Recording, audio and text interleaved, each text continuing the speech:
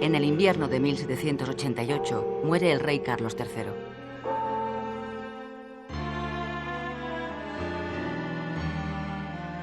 Comienza entonces el reinado de Carlos IV. Llega al trono después de una larga espera con 40 años de edad. Hereda de su padre, además del reino de España y un gran imperio colonial, un poder absoluto para gobernar. En él se concentran todos los poderes del Estado. El rey es a la vez legislador, juez y gobernante. La primera decisión de gobierno que toma Carlos IV es confirmar en el cargo de secretario de Estado, el equivalente hoy a primer ministro, al conde de Florida Blanca, que ya lo era con Carlos III.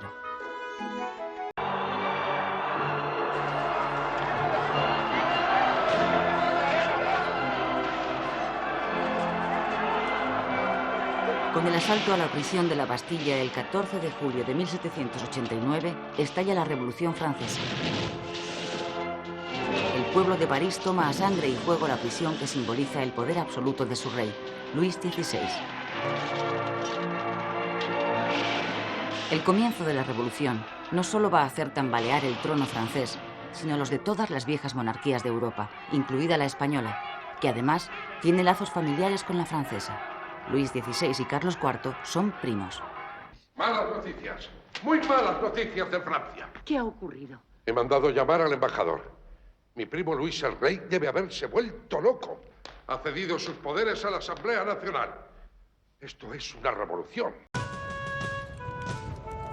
El temor a que la epidemia revolucionaria llegue a España lleva al primer ministro Florida Blanca a establecer en las fronteras mediante el ejército un cordón sanitario, según sus palabras, para aislar al país del extranjero. El objetivo es evitar la entrada de publicaciones y noticias sobre la revolución. Además, impone la censura sobre los acontecimientos de Francia y utiliza la Inquisición para perseguir a los sospechosos de simpatizar con los revolucionarios franceses. De momento me parece que sería mejor cambiar de conversación. ¿Has visto? Sí. Con el asalto al Palacio de Versalles, residencia de los reyes franceses, se confirman los peores augurios para la corte española. Luis XVI se convierte en un rehén en manos de los revolucionarios. El creciente aislamiento diplomático de España y la manifiesta animadversión de Florida Blanca hacia Francia no agradan a Carlos IV, que decide dar un giro a su política y nombra al conde de Aranda como nuevo primer ministro. Con Aranda, más conciliador y además francófono, había sido embajador en Francia, el rey busca mejorar las relaciones con el país vecino en un intento de contener la revolución y de salvar la monarquía de Luis XVI.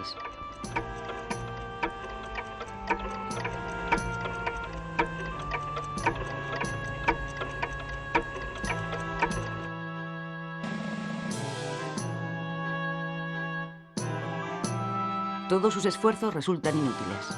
Pocos meses después, en el verano de 1792, Luis XVI es suspendido en sus funciones y encarcelado junto a su familia.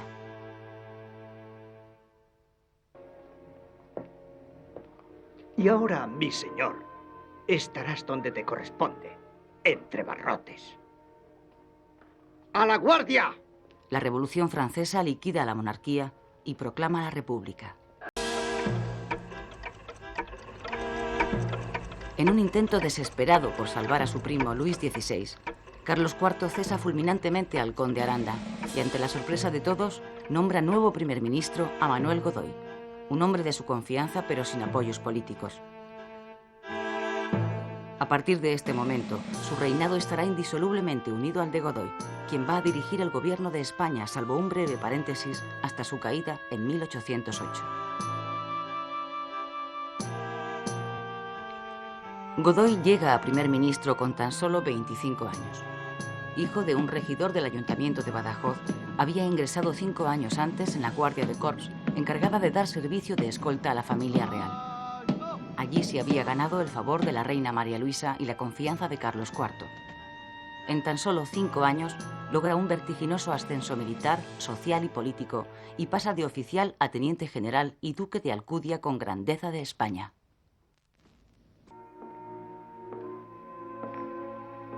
El encargo que Godoy recibe de Carlos IV de salvar al rey de Francia resulta imposible de cumplir.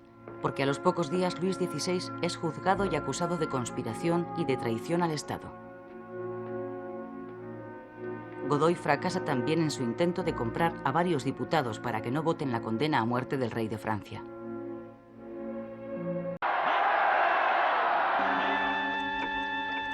La indignación por la ejecución de su primo lleva a Carlos IV a romper los lazos que durante 90 años, desde la llegada de los Borbones a España, habían atado a nuestro país con Francia y a declarar la guerra a la Revolución, en alianza con Austria, Prusia e Inglaterra.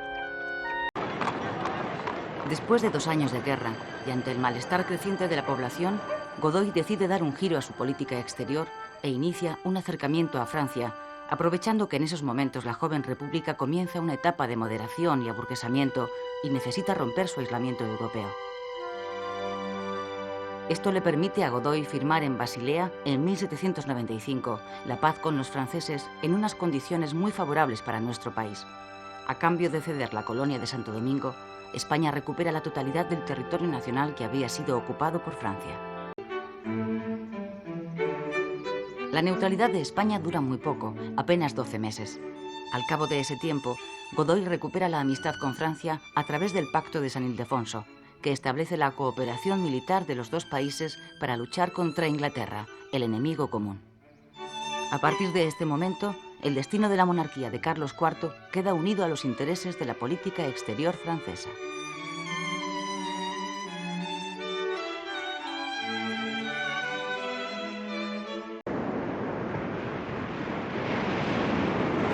Como resultado del pacto firmado con Francia, España declara la guerra a Inglaterra.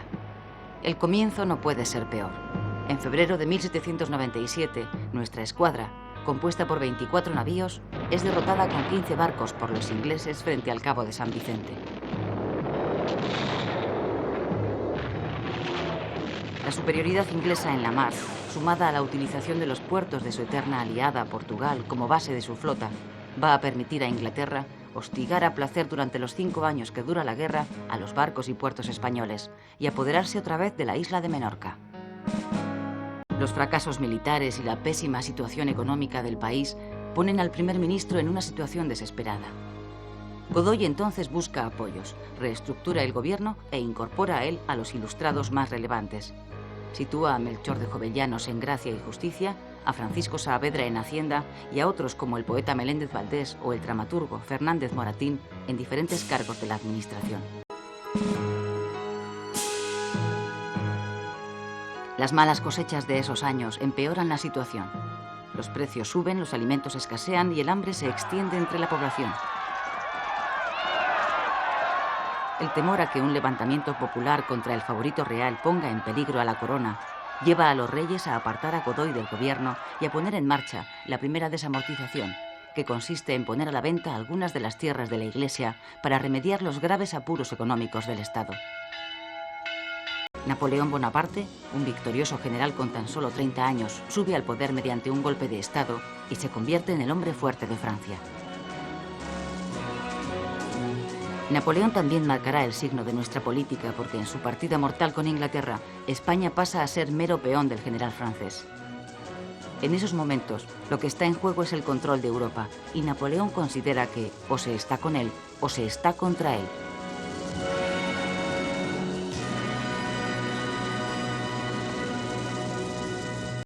La intervención de Napoleón en la política interior española es inmediata.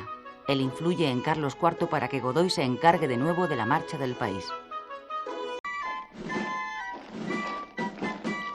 Justo con el comienzo del siglo XIX, en 1801, España declara la guerra a Portugal y hacia allí se dirigen las tropas españolas. Son 60.000 hombres mandados por su jefe supremo, el generalísimo Godoy. Godoy trataba con ello de complacer a Napoleón, decidido a acabar con la tradicional alianza de Portugal e Inglaterra que permitía a los ingleses utilizar los puertos portugueses como refugio de su flota.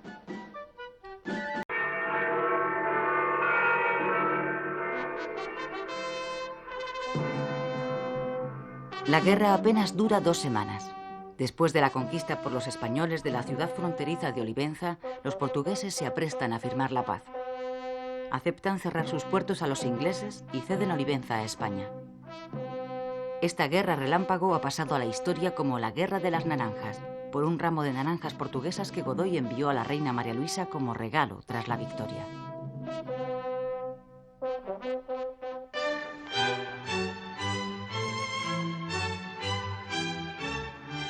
En marzo del año siguiente, en 1802, Francia e Inglaterra deciden darse una tregua y firman la Paz de Amiens. Gracias a ella, España consigue de los ingleses la devolución de la isla de Menorca.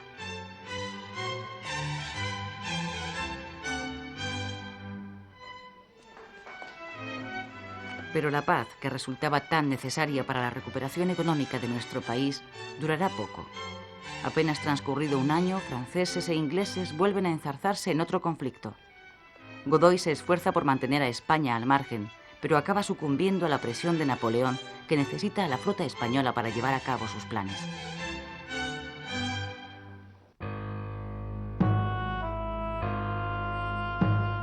El plan de Napoleón consiste en invadir Inglaterra con un ejército de 160.000 hombres y necesita reforzar su flota con la española para el desembarco en la isla.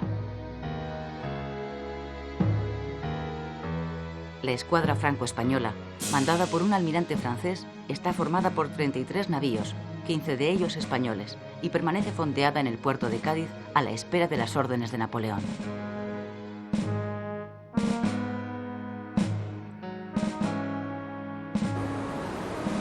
En la mar abierta espera la escuadra inglesa, mandada por el almirante Nelson, con 27 navíos. La batalla comienza al mediodía del 21 de octubre de 1805 frente al Cabo de Trafalgar.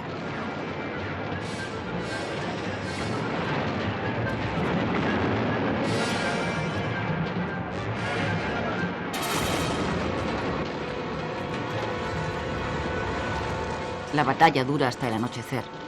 La escuadra inglesa consigue imponerse a la combinada franco-española.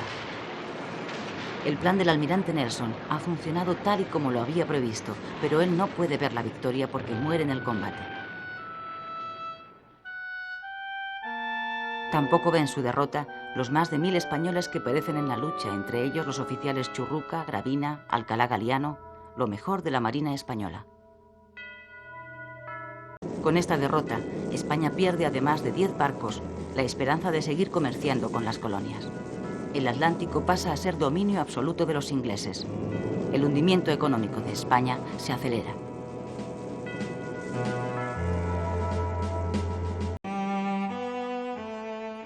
Los fracasos militares y la crisis económica dejan a Godoy sin más apoyo que el de los reyes. El malestar de la nobleza y del clero llega hasta los aposentos del príncipe don Fernando, que se convierte en el centro de las intrigas contra el valido del rey. La conjura crece de tal modo que da origen a lo que ahora se conoce como un grupo de presión, el de los fernandinos, con el propósito de derribar a Godoy y arrastrar al rey Carlos IV en su caída.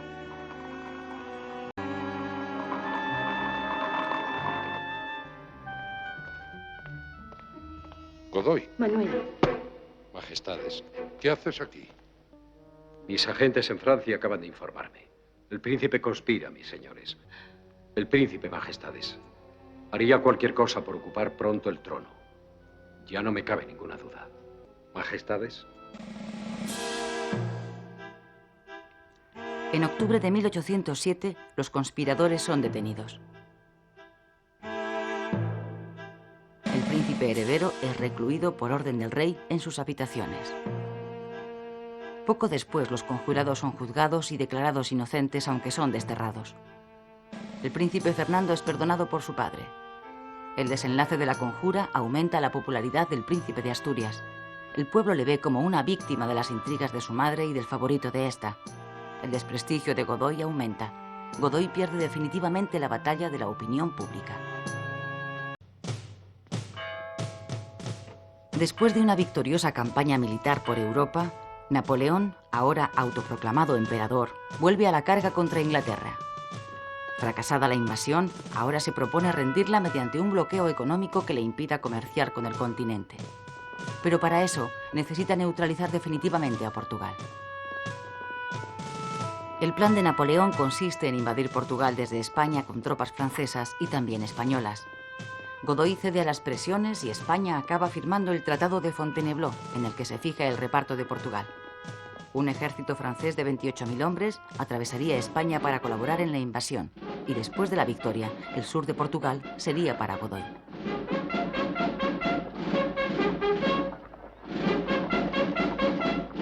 En febrero de 1808, las tropas francesas, al mando del general Murat, comienzan a entrar en la península, pero ocupan las fortalezas de las ciudades por las que pasan, es decir, se comportan como conquistadores. Lo que sucede en realidad es que Napoleón está poniendo en práctica su plan secreto: incorporar a Francia el nordeste de España, desde Pasajes hasta Tarragona, y extender su frontera hasta el Ebro.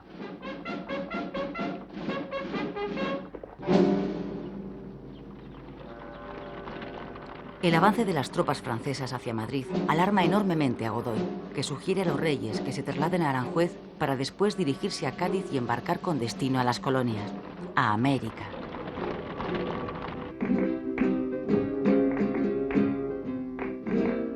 Los enemigos de Godoy, los fernandinos, apoyados por el príncipe heredero que se opone a la salida de los reyes, vuelven a poner en marcha la conjura contra el válido. Que hable. ¿Qué quieres tú? ¿Darte esto para que lo repartas?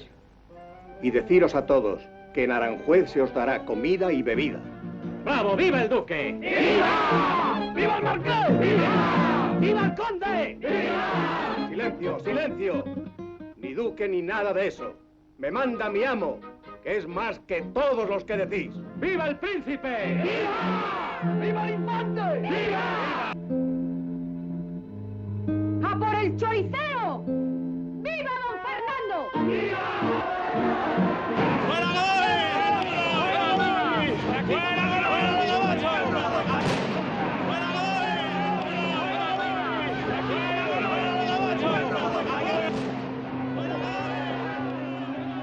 El motín contra Godoy comienza en Aranjuez la noche del 17 de marzo de 1808 y acaba 2 días más tarde con la abdicación del rey Carlos IV. Su hijo, el instigador del levantamiento, es el nuevo rey, Fernando VII.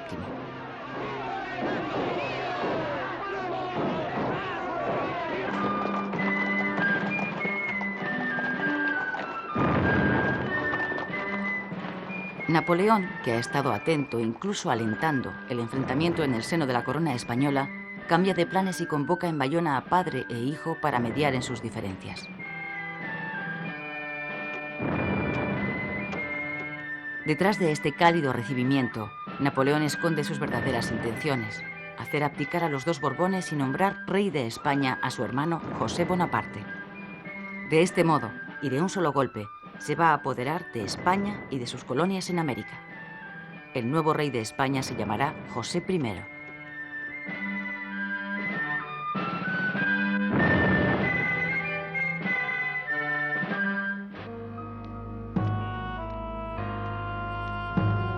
En Madrid, la crispación y el malestar de la población había ido en aumento desde que a finales de marzo de 1808 las tropas del general Murat se establecieron en la ciudad.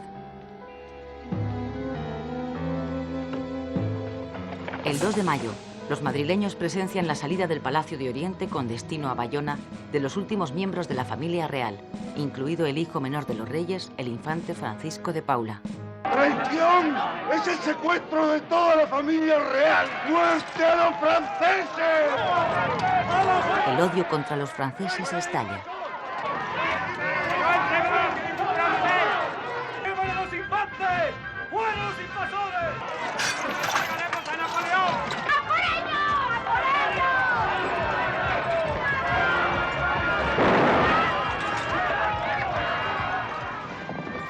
A medida que la noticia se propaga por Madrid, el motín popular se extiende por toda la ciudad. En la Puerta del Sol se produce el sangriento choque con los mamelucos, mercenarios egipcios al servicio de los franceses, que años más tarde inmortalizaría Goya.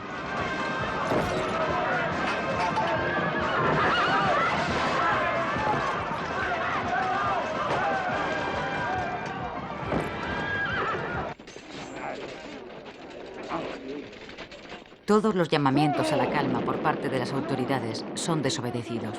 Los amotinados, hostigados por las tropas francesas, se agrupan en el cuartel de artillería de Monteleón, donde sus oficiales, encabezados por Daoiz y Velarde, han sacado los cañones a la calle. ¡Desplegarse! ¡Fuego!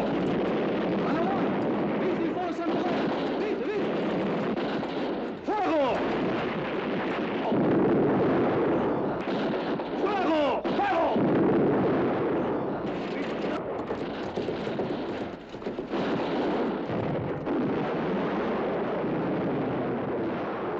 El levantamiento del 2 de mayo es aplastado.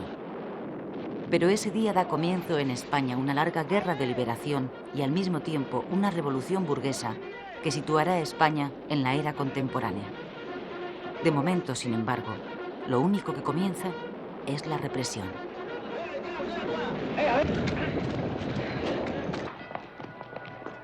¡Fuego!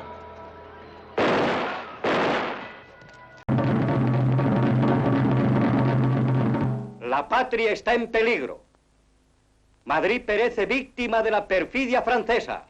Españoles, acudid a salvarla.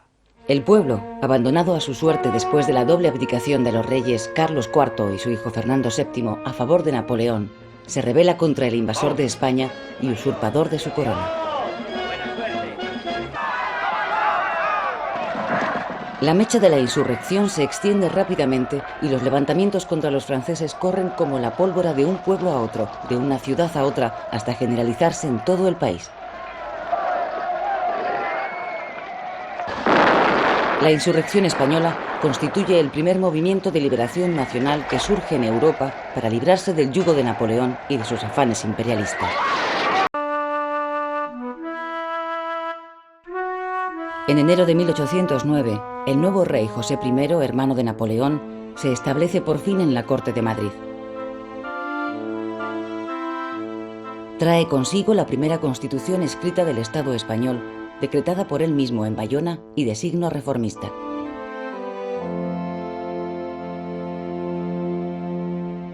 Cuando comienza su reinado tiene 41 años, es el primogénito de los Bonaparte, es un hombre culto y trae fama de ser buen gobernante. Viene de ser rey de Nápoles y está decidido a reformar y modernizar el país. Los señores académicos de esta noble institución prestarán ante Dios su juramento de servir leal y fielmente a su majestad, nuestro rey José Napoleón I. Para gobernar, José I se rodea de un amplio grupo de españoles que ven en el nuevo monarca el camino para la regeneración del país. Son los afrancesados. Sí, juro. Muchos de ellos son funcionarios que después de jurar fidelidad al nuevo rey, continúan en sus puestos. Otros son intelectuales, políticos y militares de talante ilustrado y reformista que colaboran libremente con el rey impuesto por Napoleón porque lo consideran un mal menor comparado con los beneficios que puede suponer para el país.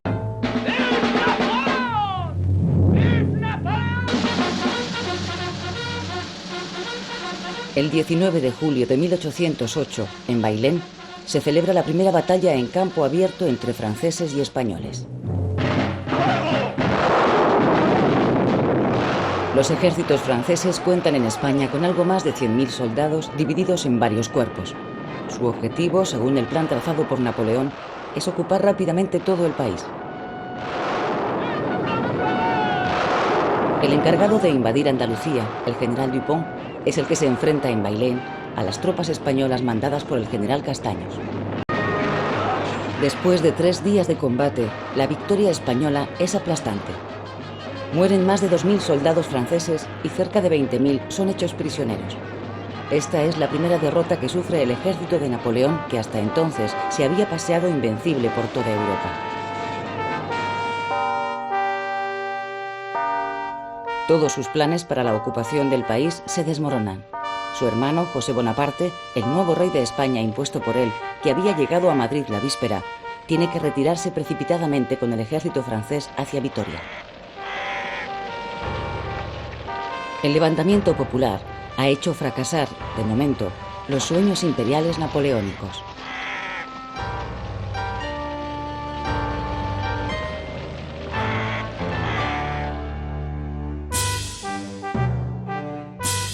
En noviembre de 1808, Napoleón en persona llega a España al frente de un gran ejército de 250.000 soldados con la intención de ocupar militarmente todo el país y de situar a su hermano definitivamente en el trono. En Burgos despliega a sus tropas por toda la península y él personalmente se dirige hacia Madrid. Napoleón entra en la capital sin encontrar apenas resistencia. Toma posesión del Palacio Real y repone en el trono a su hermano José.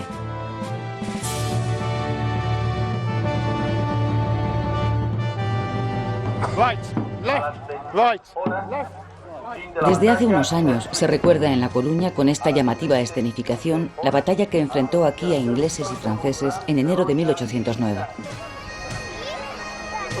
En aquel momento las dos potencias mundiales, Francia e Inglaterra, habían encontrado en España el escenario adecuado para dirimir su lucha por el liderazgo.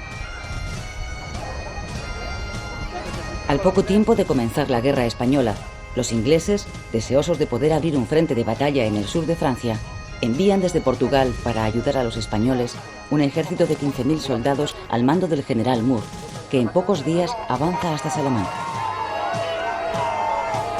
Napoleón deja precipitadamente Madrid y sale en persecución de los ingleses. Estos emprenden una épica retirada en dirección a La Coruña con la intención de embarcarse hacia Inglaterra. Ya en La Coruña, los ingleses tienen que esperar a la flota que debe recogerles y que se ha retrasado por el mal tiempo. Cuando por fin los barcos comienzan a atracar, las tropas francesas, al mando del general Soult, llegan a La Coruña. Ambos ejércitos se enfrentan en combate. Finalmente, gracias a la resistencia del general Moore y al apoyo de los coruñeses, las tropas inglesas consiguen embarcar. Pero Moore muere en el combate. Meses más tarde, los ingleses, a las órdenes del duque de Wellington, volverán a España para luchar junto a los españoles.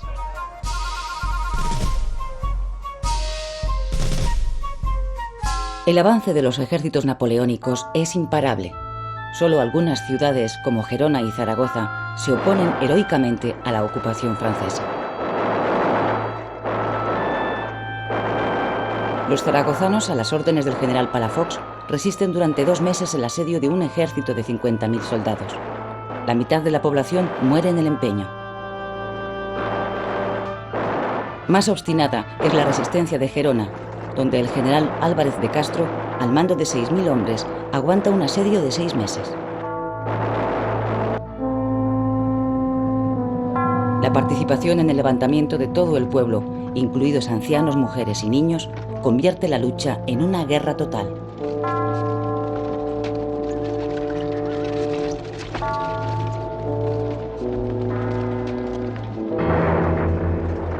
¡A la carga! Con la victoria francesa en la batalla de Ocaña, en noviembre de 1809, se desmoronan las últimas posibilidades del ejército español. La ocupación del país es casi total. Los miembros de la Junta Central se tienen que refugiar en Cádiz, la única ciudad que va a permanecer durante los 6 años que durará la guerra en manos españolas.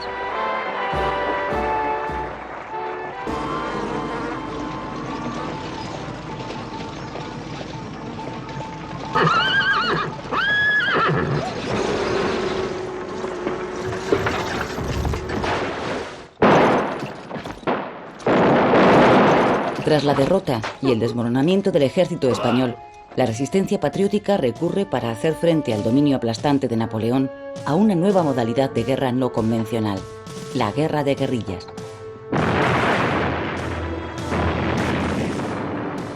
Soldados, oficiales, curas, campesinos, aventureros, españoles de toda clase y condición se echan al monte y se hacen guerrilleros. Algunos comienzan a ser populares entre sus paisanos, como el campesino Francisco Espoz y Mina en Navarra, el cura Merino en Burgos o el carbonero Juan Martín, más conocido como el Empecinado en toda la zona central. Agrupados en partidas, los guerrilleros se dedican a hostigar y sabotear a las tropas francesas, valiéndose del conocimiento del terreno, de la solidaridad del pueblo y del efecto sorpresa. ¡Seguidme! Es tanta la inseguridad que producen en el enemigo que Napoleón se ve obligado a mantener en España durante toda la guerra a 300.000 soldados. Con la victoria obtenida por el ejército anglo-español en los Arapiles, muy cerca de Salamanca, en julio de 1812, los franceses sufren la derrota más severa desde la batalla de Bailén. Con ella comienzan a desvanecerse los proyectos para España de Napoleón, ahora más interesado en la invasión de Rusia.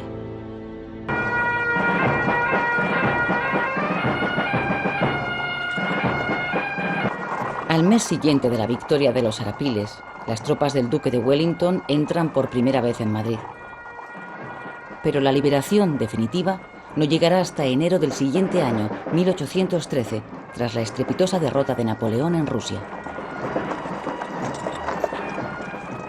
El debilitamiento de las tropas francesas en España es tan manifiesto que José Bonaparte decide emprender con su ejército la retirada hacia Francia.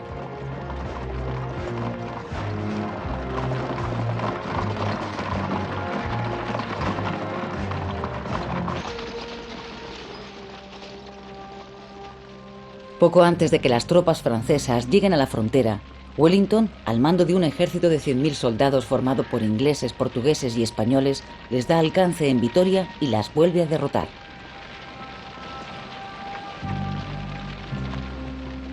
Con las prisas por atravesar los Pirineos, el ejército de Napoleón deja sobre el campo de batalla algunos de los muchos objetos de arte que habían sido expoliados durante su retirada.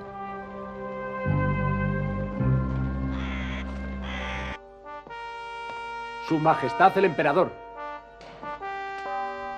A cambio de la neutralidad de España en la etapa final de la Guerra Europea, Napoleón se ve obligado a reconocer a Fernando VII como rey de España. Mis ejércitos abandonan España. El reinado de mi hermano ha concluido.